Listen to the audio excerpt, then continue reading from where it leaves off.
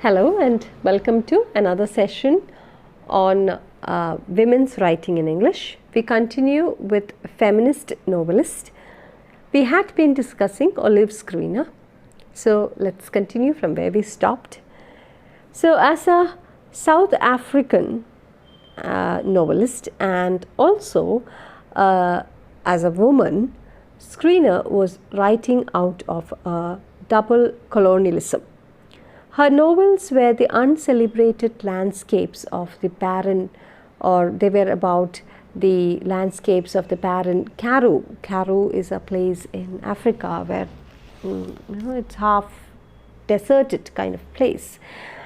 And also the claustrophobic inner landscape of the new woman. The authenticity of her struggle, its rawness, its personality touched the readers, especially women readers, and awakened their deepest selves. It was for these qualities that Skriner can be taken as the torch-bearer for other women writers.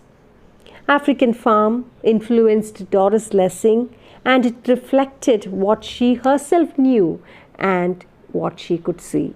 Doris Lessing. Okay, so it was able to connect, she was able to connect with what Skriner had written in African Farm, because it was something that she herself knew, which Lessing herself knew, and what she herself could see. Next in line of the feminist novelist whom Elaine Showalter writes about is Sarah Grant, and she came from a silent culture and she became a writer out of sheer will. Her marriage was an unhappy one.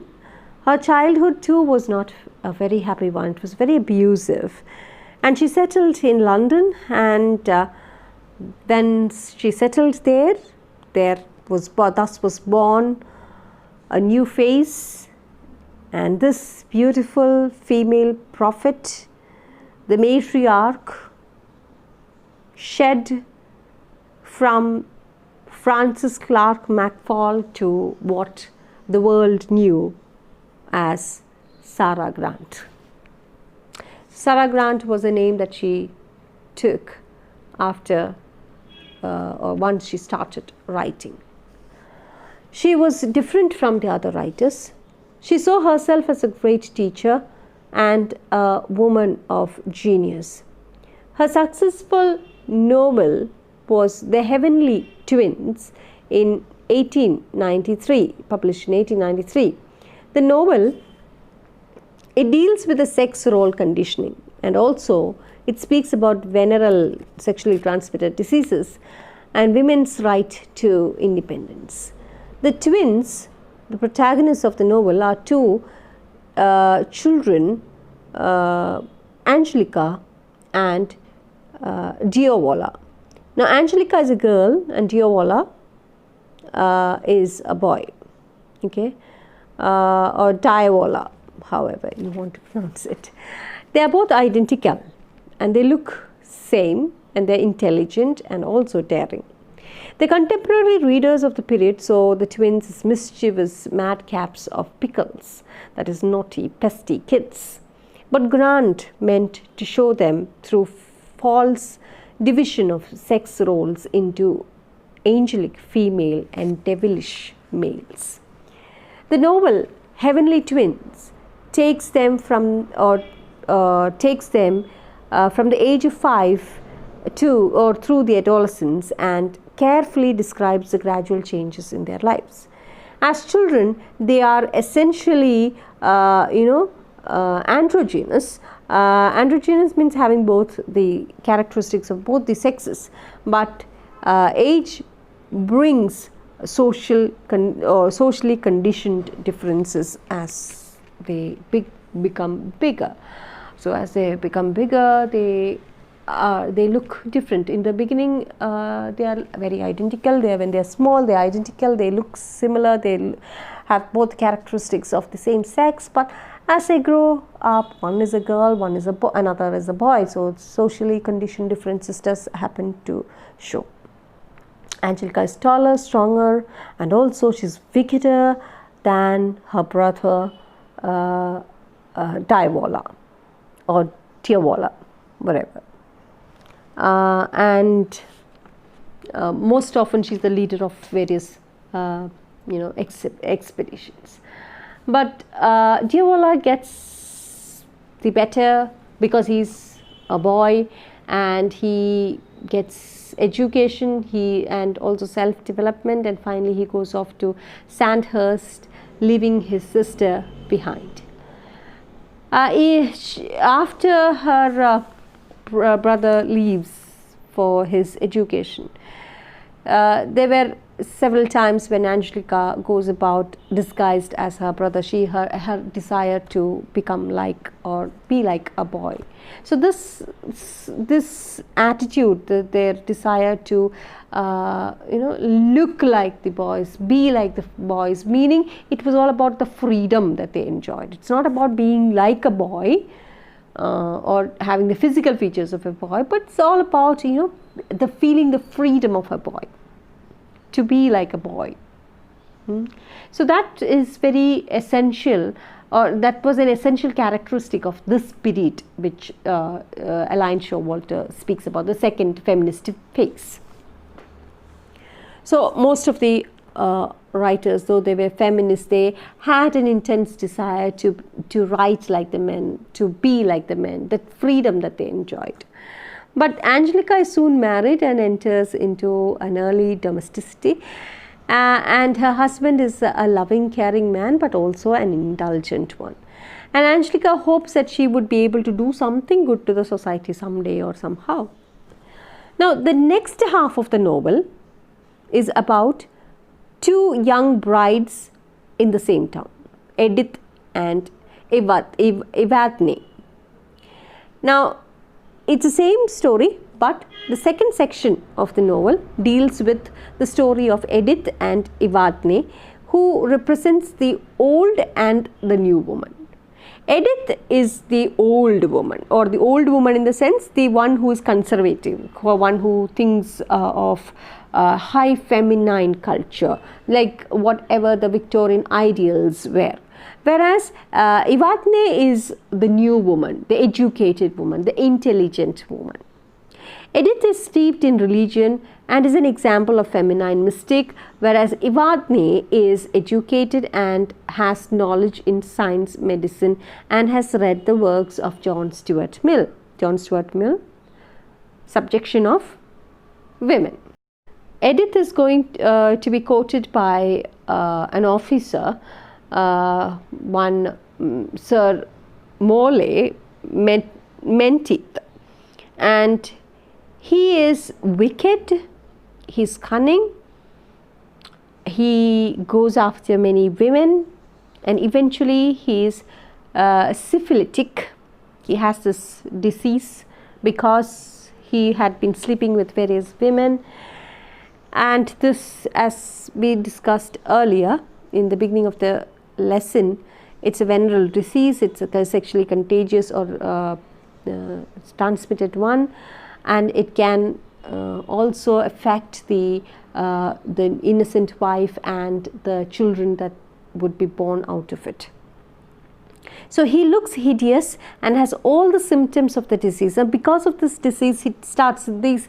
When one is syphilitic, he or she has all those deformed looks, and there is a lot of sores and red itching and sores all over the body, and therefore he has all the symptoms of this disease. And Edith is unaware of all this because she is she is a very conservative woman and has no knowledge of this. Evadne, who has some knowledge into science, warns Edith, but Edith, who is steeped in religion, considers this as, no, it's not like that. And she's naive, she's very innocent, that she cannot understand anything, and she marries Menteith. Okay, there was even, now Edith, before her marriage, she even dreamt that she saw Jesus in front of her, and in front of Jesus she was, or in front of God, she was holding a deformed child, a very deformed, hideous looking child covered with sores. But even then Edith fails to understand the meaning of this dream, and she marries Menteith, even after strict warnings from Evadne, who being a little educated in science, felt that he was syphilitic, and she tried to move Edith, or she tries to persuade Edith not to marry Menteith, but it doesn't happen. She marries him, and soon the truth is bitter and inescapable. She has married this man who is syphilitic and gives birth to a child who has this disease, which is passed from parent to child. Thus, therefore, she gets a deformed child. The same thing that happened in her, dream. She realizes only too late, and this leads her to a mental deterioration. Her days are darkened by the shadow of an awful form of insanity, and eventually she dies in agony. Evadne, on the other hand, has studied anatomy, physics, physiology, pathology, and therapeutics. And then we have the first part of the novel coming in, where you have Divallo appearing, and he has tried to stab himself in his thighs, and Evadne nurses him. Now Evadne, who is married to Major George Cahoon, is unchaste and has a mistress. Evadne, when she finds this, she refuses to consummate her marriage. Thus, what Sarah Grant does is she subverts the conventions of the novels about female chastity and male sexuality by taking them very seriously. Evadne explains to her husband that her virginal standards are too high to allow her to accept him. This is how she says, quote, "You see, my taste is cultivated to so fine an extent. I require something extremely well flavored for the dish, which is to be peace the resistance of my life feast. My appetite is delicate. It requires to be tempted, and a husband of that kind a moral leper." So that's what she says. And therefore she refuses to consummate her marriage.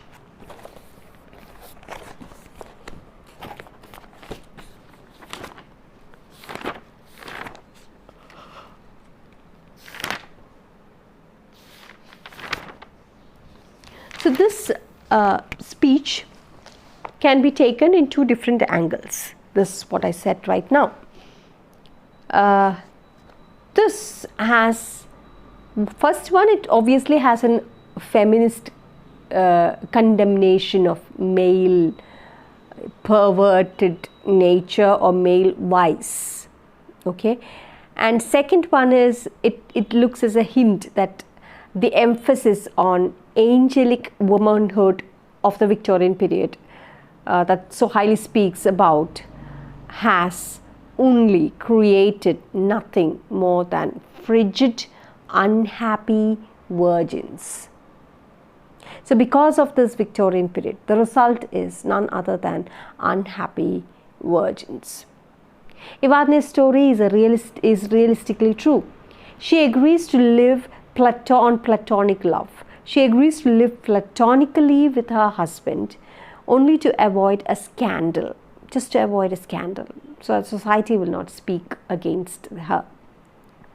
They will never sleep together. What he does, he finds out other outlets. He goes behind other women. He has sexual contacts with other women, while she keeps herself as a virgin. She refuses to consummate her marriage. She refuses to go anywhere else because the society would look at her as a whore, and therefore it's like a rebellious nature. She determines to remain a virgin, a frigid, unhappy virgin. And what happens is she gets frustrated, she sickens herself to sexual frustration and also blocked maternal drives. She doesn't get to become a mother. So in choosing a marriage than being unwed, she just doesn't want to, break free, and then the whole society will blame, and she doesn't want to face that problem either. And she doesn't want to stand as a separated wife also. So she tries to do her part the society demands of. She also chooses to promise her husband that she will not become active in women's movement. Eventually, what happens is repression and avoidance leads to a total breakdown. Evadne becomes an example of what Florence Nightingale describes in her Cassandra. Now, Cassandra, before moving on to Cassandra, written by Florence Nightingale, who is Cassandra?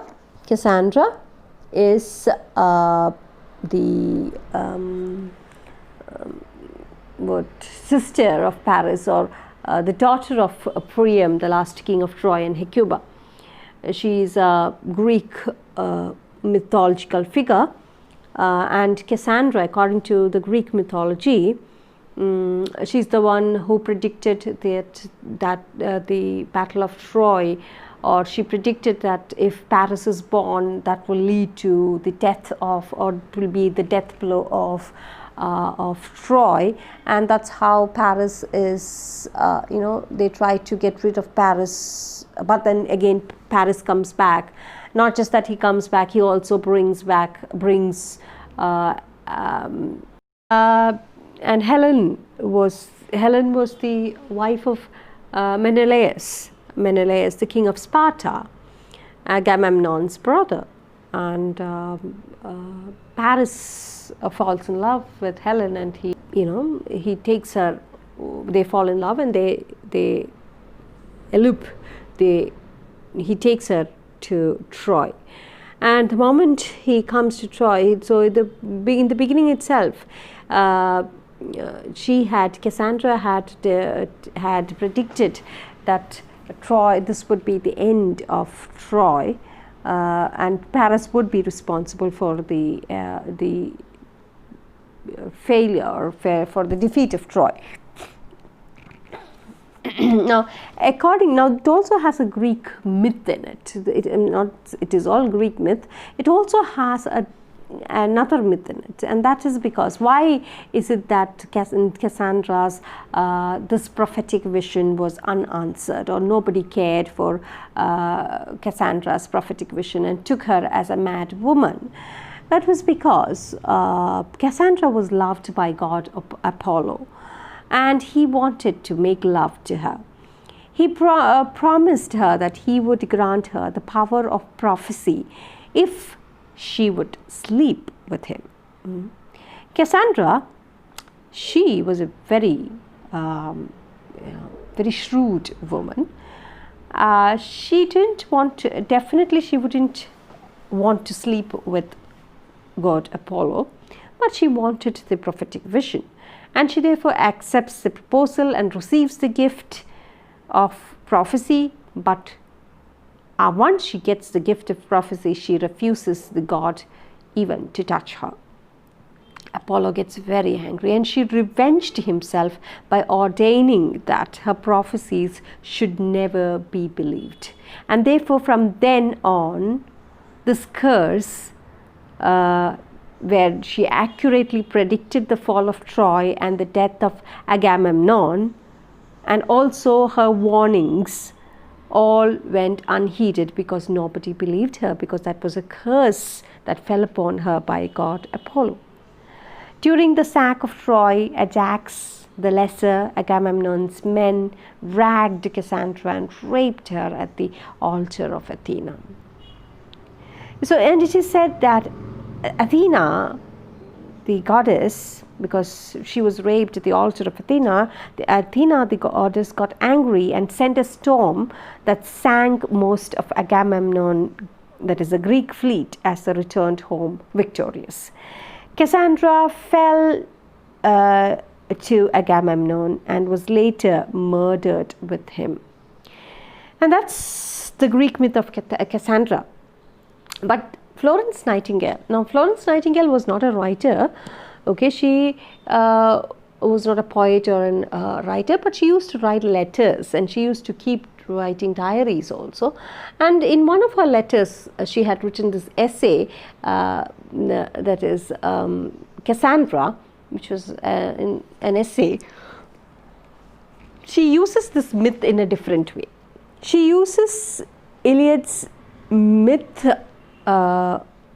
with, or in the aspects of this myth which generally highlight in the Victorian era, and the lack of gift of persuasion that women had, that their intelligence, their their abilities were never accepted, or they lacked all this gift. So women were seen as a lesser being. So it is all to do with that curse of Cassandra. So it was taken in that way. Anyway, this essay is all about how it is her own personal story also, Florence Nightingale's personal story, where she was born to a happy family, and she was an intelligent person, but she wasn't allowed to fulfill her intellectual ambitions in a society that placed many constraints on women. Especially her father thought that women are to be confined to four walls of the house. They were taught history, Greek, Latin, French, music and art, but not more than that. Florence defied all conventions. She claimed that her future wasn't in marriage, and she was ready to actively take part in helping the needy. Her actions during the Crimean War gave her the name Lady of the Lamp. And her personal notes and letters between 1820 and 1824 shed light lot of things, or shed light on this essay Cassandra. So Cassandra here in Sarah's story, Evadne herself is saved by death of her husband, but she uses her freedom to marry again. So it's like a rebel against the Victorian society. So Cassandra by Florence Nightingale is all to do with the Victorian period and how she herself came out of these problems and situations. She defied several conventions. So just like that, here also you see in Sarah's story, the heavenly twins, Evadne is saved by death, and then she uses this freedom to marry again, which again is like rebelling against the conventions of the society. The next novel, it is the Beth book. This book is based on her own story. The Beth book, this novel, is based on her own life, Sarah Grant's life. It describes the creative psychology of woman artist, and the first, or that is the early chapters, describes Beth's childhood in Ireland, which is an atmosphere of violence and sexuality. Her father was a navy captain and also an alcoholic. He was both affectionate father and also an abusive father. Her mother had to put up with all these abuses, and her father used to bring in many Irish nurses to the house every day. And Beth's childhood memories are associated with death and decay. poisoned meat, hanged men, drowned men, exhumed corpses. All these are in her childhood memories. This has a severe impact on the child. It both fascinates the child as well as repels the child. Once she becomes an adult, she is married to a doctor who treats prostitutes in Lock Hospital. And he practices vivisection and spends her money and brings other women and mistress to live in the house. So what she's experiencing right now is a repeat and nightmare of her own childhood that she saw in Ireland. Beth goes beyond what the protagonist in the Heavenly Twins, Evadne, did. She frees herself from the ideology of marriage, but again, she does it in a feminist fantasy. She frees herself from this marriage in the sense she does not separate herself from the marriage. See, in Evadne's story, Evadne, fate itself comes as an escape, or fate itself comes to her help by because she's saved by the death of her husband, and therefore she's able to marry again. But here on the other hand, her husband is still alive, and she separates herself, or she frees from this ideology of marriage in a feminist fantasy, not in the real sense. So what she does is she searches desperately for a private space in her room. Beth discovers a secret room which is small and must enter. She has to enter on her hands and knees, a very small room. It is here that Beth disciplines herself as a writer. So this is where she spends time. Now all these were also novels that influenced Virginia Woolf, A Room of One's Own. And so it is here where Beth disciplines herself as a writer. There she learns self-control, she races from depression, she expects less from her husband, even love, she expects less love from her husband. She learns to dignify herself through silence. She is quiet, she doesn't talk much, she lets her husband do what he wants to do. Now, we may wonder as to why she should endure it. Why, or what is the reason that why can't she get separated from her husband? Why can't she break the norms of the conventions of the society? But why is it so is explained by the novelist as a narrator. The reasons for Beth's solitude and the reasons for her endurance and secrecy are portrayed. She is not educated, and therefore she cannot write very well. She writes, but not as an educated woman. So her husband often ridicules her effort to write.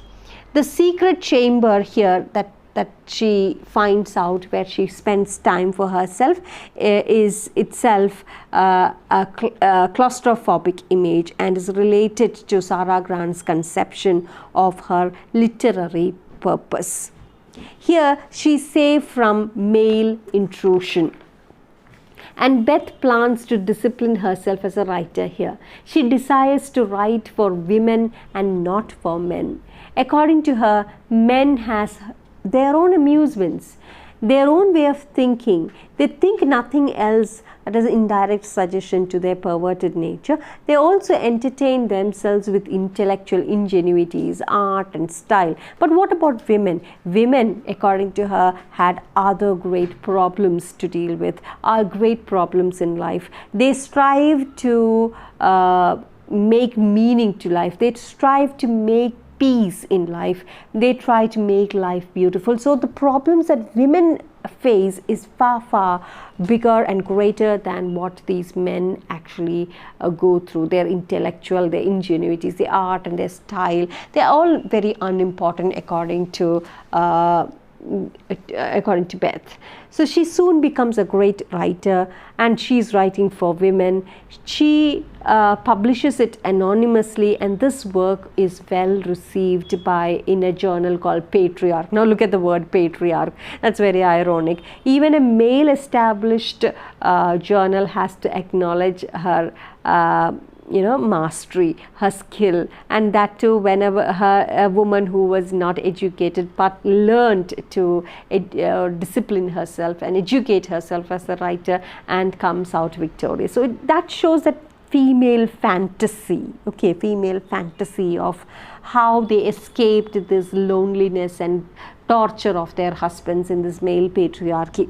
So Sarah Grant became popular by her voice in her novels. She actively participated in the suffrage campaigns, and that too after her husband's death in 1989. She was a member of the Writers' Suffrage League and later as the suffrage societies.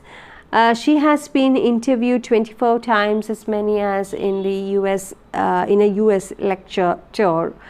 But by the end of the suffrage movement, it also marked the end of her era as a novelist. In 1920, she moved to Bath in England, and her later life was not a happy one. Her only son Archibald was alienated from her, and all her literary projects failed. So the later years were unhappy and not very good for Sarah Grant. Sarah Grant and George Egerton had similarities in their works. Sarah Grant was known as an advanced writer of the 90s, and some of her short stories, her greatest success were the 2 volumes of short stories, Keynotes and Discourse. Now, they dealt with fragments of female experiences and disillusion, and it was published by one Mr. John Lane, and since he had a penchant for women, people called him Petticoat Lane. Now, Keynotes attacked and was bitterly attacked. This short story was later attacked, and a parody of it came as She Notes also. And also this was what She Notes, if you look at She Notes, this parody She Notes, this was what George Egerton wanted to write about. It was about what she felt what a woman should be. Only a woman can unfold her feelings or desires. The first section of the work Egerton wrote in man's work or in the form of man as a man's work, but it was not questioned because she wrote under the name George Egerton, which they felt it was a man. Anyway, Egerton's stories were not exactly feminist. So we will move on to Egerton later. We have finished with Sarah Grant. We'll move on to Egerton and others in the next video. So till then, thank you and keep safe.